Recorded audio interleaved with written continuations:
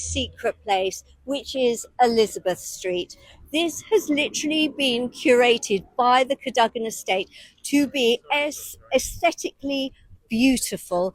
One of my favourite Italian restaurants is down this street, and I'm going to show you. And I can't ignore this beautiful display. So if you come to Chelsea Bloom, just get off the main road after a while and make your way to Elizabeth Street. It's a lot less busy and it's rather more refined, darling.